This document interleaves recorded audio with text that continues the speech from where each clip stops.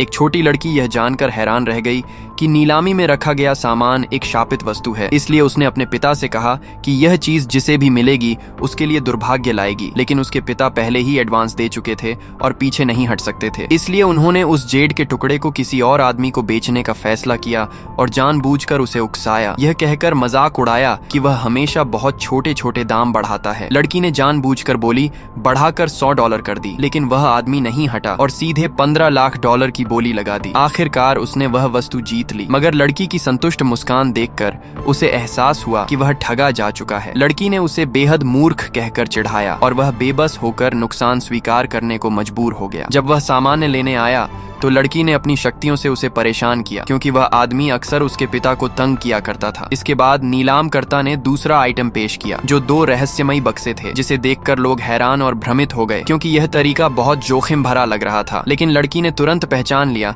कि लकड़ी के बक्से में सोना और जवाहरात हैं, और उसने अपने पिता से बोली लगाने को कहा, जबकि वह आदमी हंसते हुए बोला कि लकड़ी का बक्सा सस्ता दिखता है और उसमें कुछ भी कीमती नहीं हो सकता। सबको यकीन था कि सोने के बक्से में ही खजाना होगा। तभी लड़की के पिता ने लकड़ी के बक्से के लिए $50 लाख की बोली लगा दी, जिससे भीड़ दंग रह गई और सबको लगा कि वह पागल हो गए हैं। मगर पिता ने कहा कि उन्हें कीमत की परवाह नहीं, वे बस अपनी बेटी को खुश देखना चाहते हैं। जब सोने के बक्से के लिए बोली चल रही थी तो लड़की ने अपने पिता को मना किया और बताया कि वह बक्सा पूरी तरह खाली है। अंत में वही आदमी लौट आया और $1 करोड़ में सोने का बक्सा जीत गया। इज्जत बचाने के लिए उसने तुरंत बक्सा खोलने की जिद की, लेकिन लड़की पूरी तरह निश्चिंत थी, क्योंकि सब कुछ उसकी योजना के मुताबिक हो रहा था। जैसे ही सोने का बक्सा खुला उसमें बेकार कचरा निकला। फिर लड़की ने लकड़ी का बक्सा खोला और उसमें बेशकीमती जवाहरात देखकर पूरा हाल सन्न रह गया और उसी पल उस आदमी को अपनी मूर्खता पर गहरा पछतावा हुआ।